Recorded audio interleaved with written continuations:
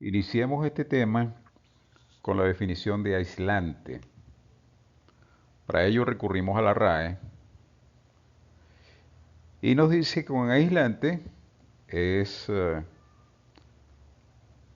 puede ser utilizado como un adjetivo o un sustantivo. Cuando decimos material aislante es un adjetivo. Cuando decimos el aislante puede ser un sustantivo y que su misión es impedir la acción o el paso de un agente físico como el calor, la electricidad, el sonido o la humedad. Es un elemento que tiene entonces una función de impedir el flujo de algo. Particularmente hemos hecho referencia a estos elementos porque son con los más que estamos acostumbrados a lidiar. Como primer elemento, vamos a ver el aislante térmico. Aquí este es un buen ejemplo. Vemos a una persona con una lámina, que no importa de qué material sea, pero supuestamente es aislante térmico. Está aplicando con una fuente de calor, con un soplete, está aplicando calor a la lámina y del lado de la lámina, de cara al soplete, hay 2000 grados. Del otro lado, debe haber una temperatura mucho menor porque se está sosteniendo con la mano.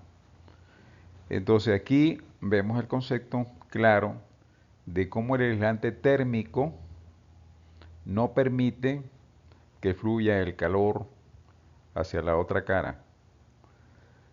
Esto es un proceso que de alguna manera se impide que ese calor que está ahí, que eleva la temperatura de la cara, no permite que traspase hacia el otro lado.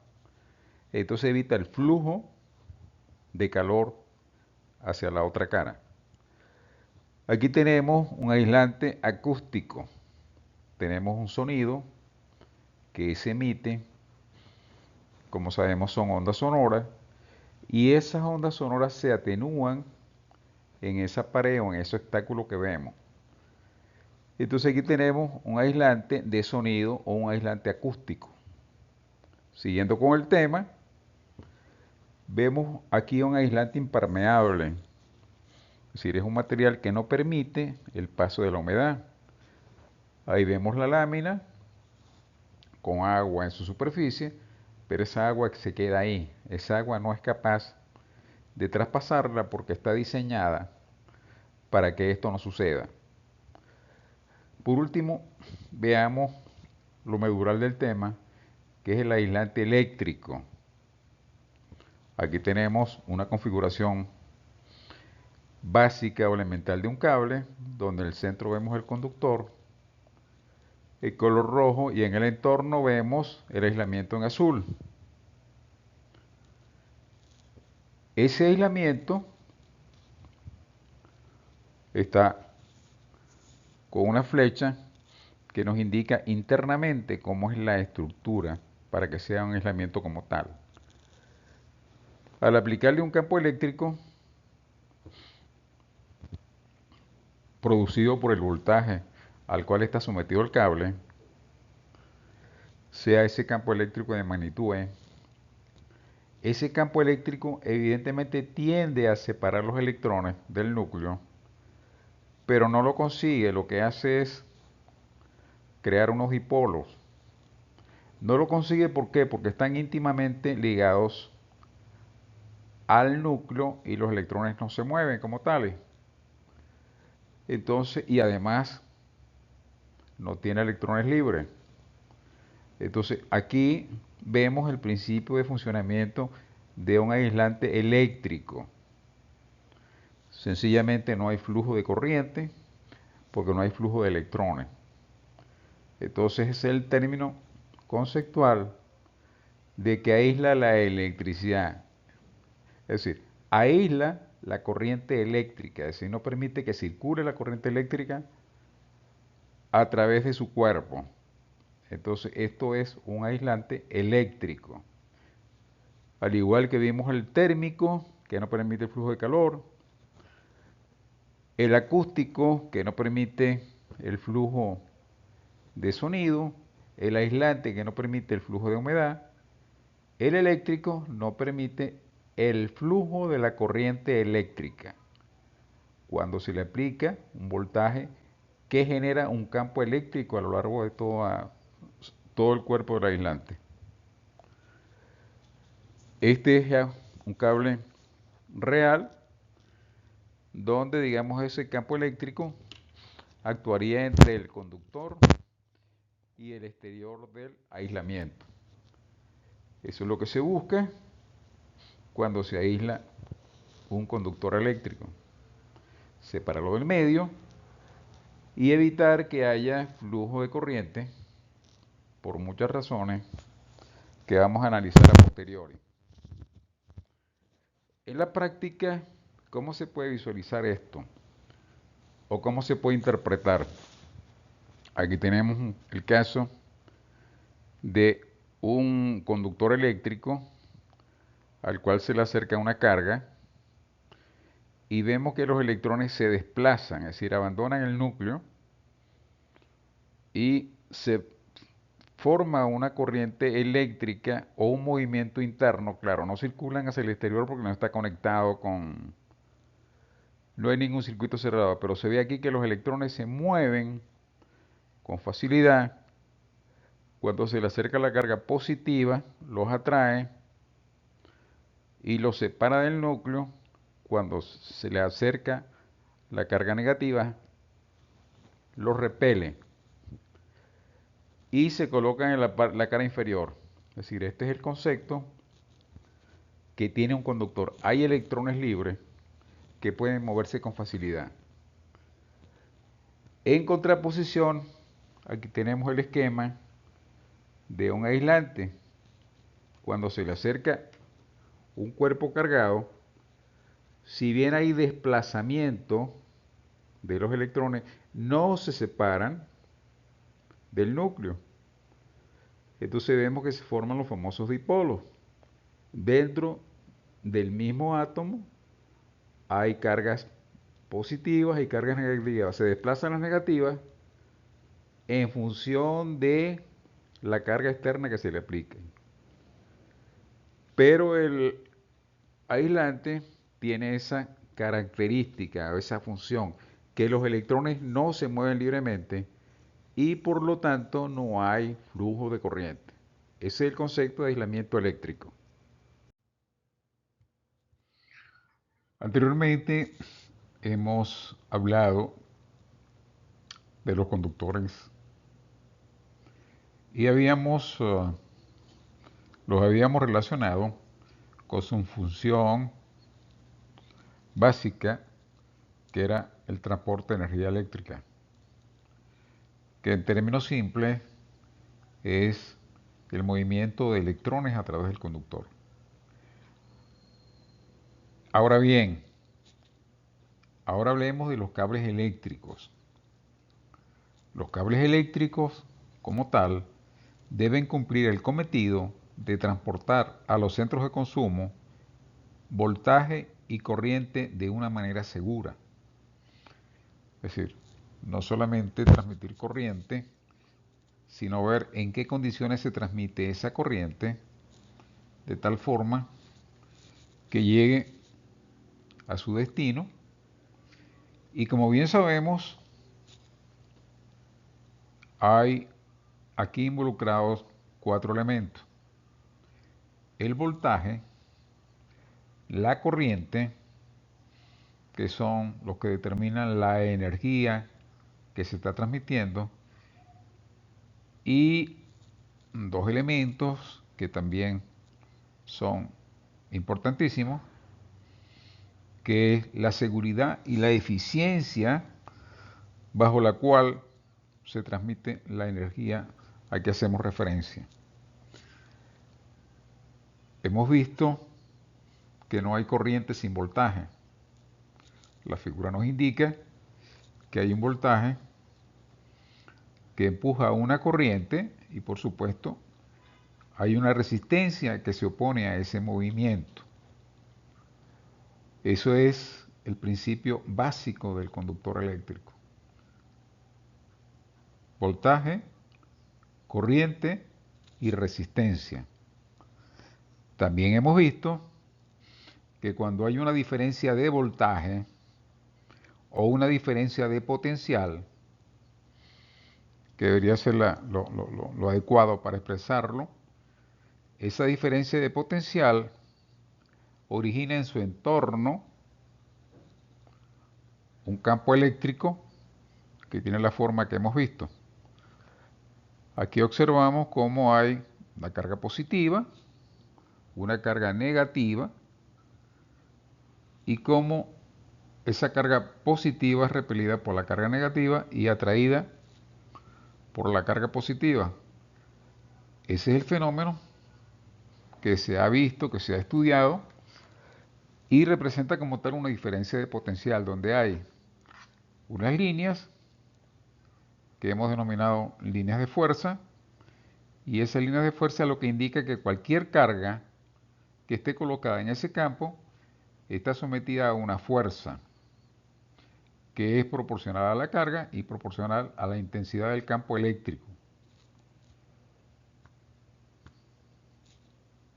Aquí se observa una línea de transmisión, la cual se ha simulado un flujo de corriente a través del conductor, y para realzar su presencia aparece como esos puntos luminosos que se van moviendo a lo largo de la línea. Ahora bien, esa corriente está asociada a una diferencia de potencial. En esta segunda imagen vemos como esa diferencia de potencial está presente, y cuando se abre la línea con la pértiga, ese campo eléctrico al que hacemos referencia se manifiesta y hay una descarga eléctrica a través del aire. Entonces, retener ese voltaje, limitar ese voltaje a la línea, es el problema fundamental que hay que enfrentar. Es decir, que ese voltaje que produce la corriente no genere situaciones como la que estamos viendo. ¿Qué pasa con los cables aislados?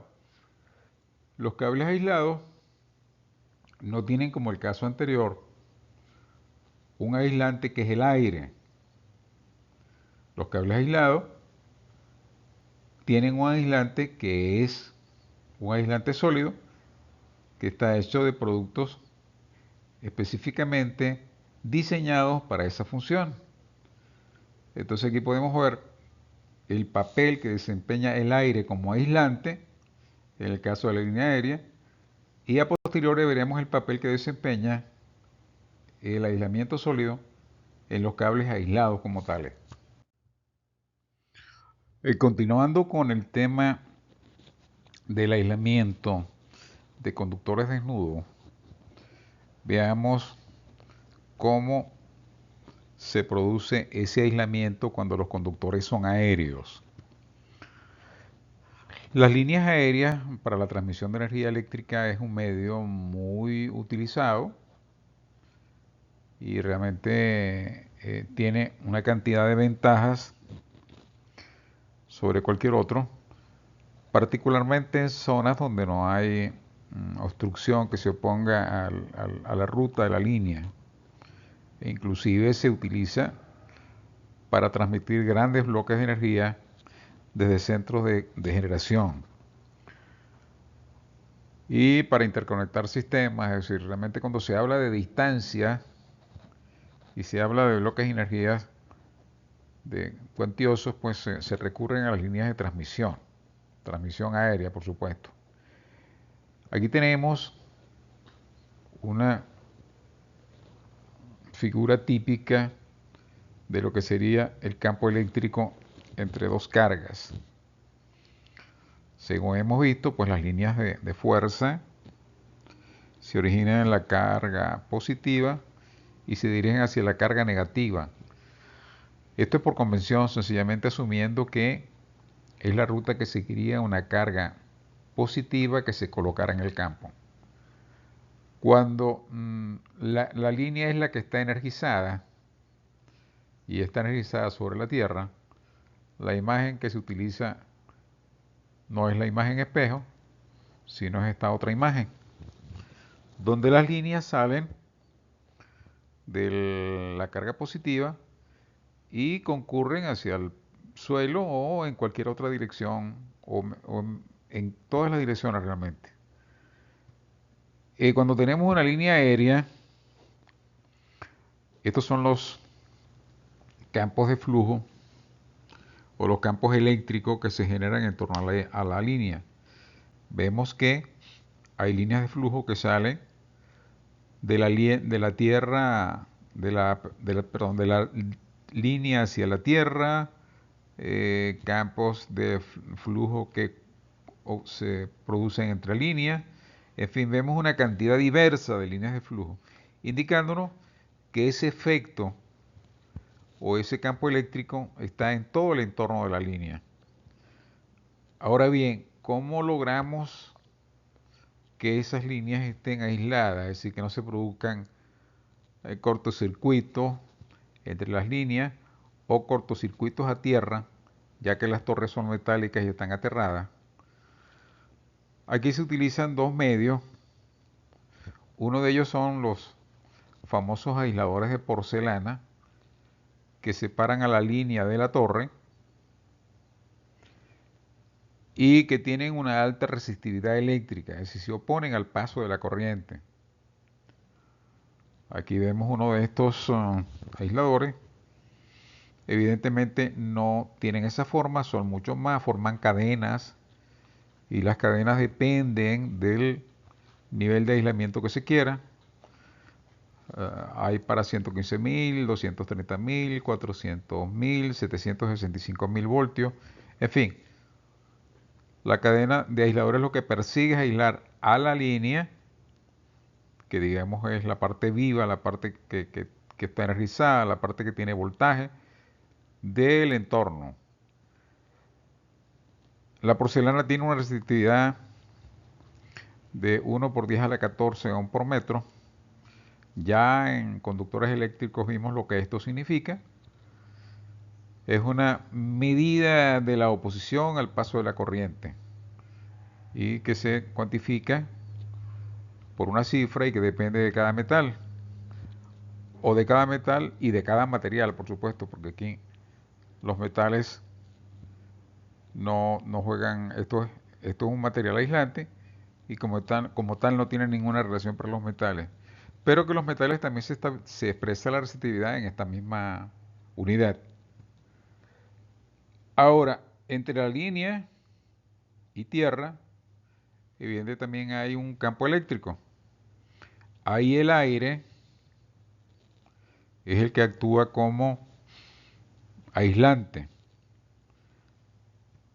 Entre líneas también hay un campo eléctrico que las aísla, es decir, ese es el aislante, también sigue siendo aire. El aire, en condiciones normales, es un buen aislante. Ahí vemos la cifra 1.5 por 10 a la 13. No tan bueno como la porcelana, pero es un buen aislante. El aire es sensible a la humedad, es sensible a la temperatura y es sensible a la ionización. Así que no es que podamos establecer un valor absoluto para la resistividad del aire, sino que varía en función de las condiciones ambientales. Para que tengamos una idea, aquí tenemos cifras comparativas. El cobre, que lo que se busca es que tenga baja resistividad, es 1,7 por 10 a la menos 8. Si yo considero que el cobre tiene una resistividad de 1 y lo comparo con la resistividad de la porcelana, veamos que es una cifra descomunal, es decir, es mucho más alta. Al igual que si lo comparo con la resistividad del aire. Son cifras que se pierden de vista en cuanto a que los valores son muy elevados comparados con los del cobre, porque precisamente lo que se busca es eso, que tengan alta resistividad. ¿Cómo afectaría a una persona que se mueva sobre la línea o que se mueva en el entorno de la línea? Bueno, estaría sometida a este campo eléctrico o al campo eléctrico que existe entre líneas. Entonces, evidentemente, si está muy cerca de la línea, el efecto sería de temer, no tanto si está lejos o si está un tanto alejada, porque el campo eléctrico varía exponencialmente según esta curva. Es decir, en la medida que yo estoy a más distancia de la línea, si bien hay un campo eléctrico, este se atenúa a un punto tal pues que no podría generar consecuencias. Entonces aquí vemos en resumen cómo se hace el aislamiento de las líneas aéreas, es decir, ese voltaje que impulsa la corriente hay que aislarlo de tal forma que no origine consecuencias ni para el ambiente ni para la transmisión de energía eléctrica de forma segura. Una vez interpretado el concepto básico o el papel básico del aislamiento, veamos las funciones que le son propias. Por definición, los cables eléctricos deben cumplir el cometido de transportar a los centros de consumo el voltaje y la corriente de una manera segura y eficiente. Entonces, tenemos estos cuatro elementos: voltaje, corriente, seguridad y eficiencia. ¿Cómo se conjugan en la práctica? Sigamos con el tema y comencemos por definir, que ya lo hemos visto, los componentes esenciales del cable. Tenemos el conductor y tenemos el aislamiento. En este caso, cada uno de ellos tiene una función diferente. El caso del conductor, ya habíamos visto, que debe permitir el flujo de electrones con la menor resistividad. Básicamente, esa es la función básica, además de ser utilizado para otras aplicaciones, además de que ese flujo de corriente puede, con disposiciones especiales, utilizarse para aplicaciones de otra naturaleza, como son inducidos, campos magnéticos, en fin, pero en principio nos quedamos con la definición de transportar la corriente eléctrica, o sea, los electrones, de manera eficiente. ¿Qué significa? Bueno, que esa corriente o ese movimiento de electrones se realice con la menor cantidad de pérdida. Entonces, digamos que el conductor lo podemos asociar primordialmente con eficiencia. Es decir, eficiencia, por definición, es lograr más con menos, es decir, gastar lo menos para lograr los mismos resultados. Entonces aquí el gasto, ¿en qué se traduce? El gasto se traduce en pérdida por efecto calórico si el conductor tiene una resistencia que no es la adecuada. En cuanto al aislamiento, que es el otro gran componente, a grosso modo, lo que se espera es que evite la fuga de corriente, es decir, que aísle también que no haya ningún movimiento de corriente eléctrica a través de su cuerpo, es decir, que la corriente solamente fluya por el conductor y no emigre hacia afuera, es decir, que no se fugue la corriente. Hay algunos casos donde se acepta una mínima corriente de fuga para algunas aplicaciones especiales. La otra propiedad, antes de pasar a la otra propiedad, veamos que aquí hay dos elementos vinculados. La eficiencia, ¿por qué? Porque no queremos pérdida. Y la seguridad, porque esa corriente de fuga podría traer consecuencias para su entorno, incluyendo a las personas que están cerca. La otra función es prevenir cortocircuito. Es decir, al haber un mal aislamiento, es posible que se produzca una fuga de corriente tan elevada que el conductor entre en contacto con elementos metálicos en su cercanía y se produzcan cortocircuitos. Entonces aquí podemos hablar de seguridad.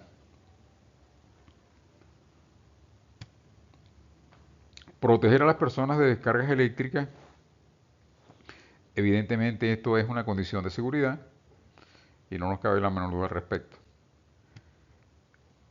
Y un punto más importante o muy importante es resguardar a los conductores de daños ambientales. Esto está asociado con eficiencia.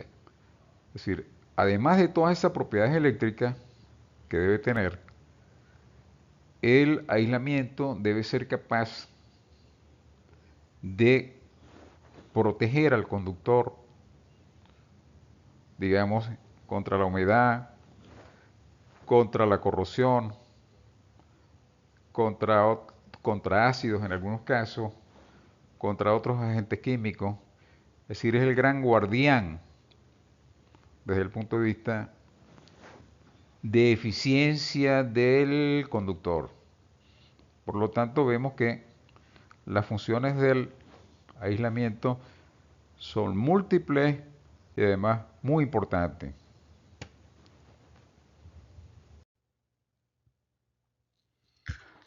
Eh, en la diapositiva anterior vimos las funciones del aislamiento. En este caso, para poder ejercer las funciones que se le atribuyen, vamos a ver cuáles son las propiedades que debe tener el aislamiento y el conductor. Las del conductor las conocemos, pero para efectos de hacer una comparación entre uno y otro, volvamos a hacer como una breve semblanza de ambos. Siempre partiendo del concepto que los cables eléctricos deben cumplir el cometido de transportar a los centros de consumo el voltaje y la corriente de una manera segura y eficiente.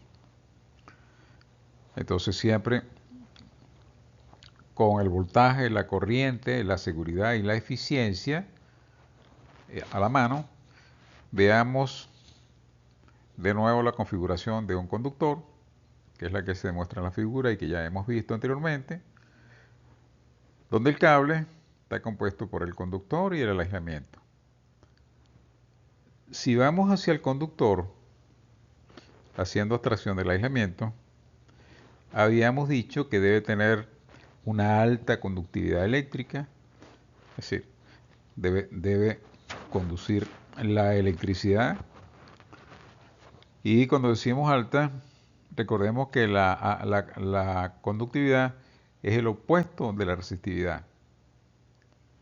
Entonces, cuando tenemos alta conductividad, implica que tenemos baja resistividad. Alta conductividad térmica, recordemos que el calor también es un flujo que tiene muchas similitudes con la corriente, que se genera en el conductor por efecto de calentamiento y tiende a migrar hacia el entorno. Entonces debe tener una alta conductividad térmica, es decir, que el calor que se genera en el conductor es capaz de transmitirlo rápidamente con el propósito de que sea disipado. Resistente al desgaste, bueno, evidente decir, que no esté afectado por ciertos elementos químicos, que no sea sensible a oxidaciones, En fin, todo aquello que conlleva a que vaya perdiendo superficie útil. Y además debe ser maleable, entendiéndose por eso que puede ser doblado o puede ser, digamos, adaptar ciertas formas para las que fue diseñado sin que se produzcan deterioro. Entonces esto resume de forma muy general las propiedades que se espera que tenga el conductor, mientras que el aislamiento exigimos todo lo contrario en cuanto a conductividad, que tenga una alta resistividad eléctrica, así que tenga muy baja conductividad. Ya comentamos que debe ser una barrera entre el conductor y el medio y que la transmisión de corriente hacia el medio o lo que es la corriente de fuga sea mínima. Elevada rigidez dieléctrica, que significa que pueda soportar voltajes elevados sin que haya una ruptura del aislamiento. Todos estos conceptos los adelantaremos y los veremos en más detalle. Que sea resistente a la humedad y otros agentes ambientales. Generalmente el cable está expuesto a humedad, puede estar expuesto a calor, puede estar expuesto al sol, puede estar expuesto a altas temperaturas y que además de ser resistente a la humedad, sea resistente también a otros agentes en los cuales también debemos incluir los agentes químicos. Y por último, que tenga estabilidad térmica, es decir, que producto del calor que se produce por calentamiento natural del conductor, no se pierda la estructura que le da las propiedades aislantes. Es decir, que los compuestos no varíen y no se conviertan en otro tipo de compuestos que degrade la capacidad del aislamiento. Resistencia mecánica. Evidentemente los pueden ser sometidos a esfuerzos mecánicos, pueden ser, por ejemplo, sometidos a raspaduras, a roce, pero que él tenga, digamos, o atracción también, pero que tenga una resistencia mecánica adecuada al diseño que se quiere o a lo que se pretende que el cable haga. Cuando hablamos del aislamiento, el primer elemento o la primera condición que tenemos que hacer mención es de su seguridad. Es decir, desde el punto de vista de seguridad, ¿qué representa el aislamiento y qué puede significar su ausencia o su defecto? El enunciado es el mismo, los cables eléctricos deben cumplir con el cometido de transportar a los centros de consumo voltaje y corriente de una manera segura, aquí enfatizado en grande y eficiente. Eh, es conocido por las vivencias que hayamos tenido o por lo que hayamos recibido información de que las consecuencias de las descargas eléctricas para muchas personas han sido graves, algunas fatales. Por lo tanto, tenemos que tener claro el concepto de lo que significa aislamiento y lo que significa todo el entorno en cuanto a seguridad. Aquí estamos representando una línea, se supone de alto voltaje, por la cual circula una corriente y en principio vemos un pajarito sobre la línea y luce de lo más tranquilo, pues sin ningún problema, sencillamente porque el pajarito no está sometido a una diferencia de potencial. Él está en un mismo punto y entre las partes de su cuerpo no hay ninguna diferencia de potencial. Por lo tanto, no está sometido a ningún campo eléctrico que lo atraviese. Por el otro lado tenemos una persona que desafortunadamente tocó el conductor y asumimos que ese conductor tiene un aislamiento defectuoso, de tal forma que se vería de esta manera. Es decir, entró el dedo de su mano, entró en contacto con el conductor y entre el conductor y tierra se encuentra o se opera un voltaje determinado.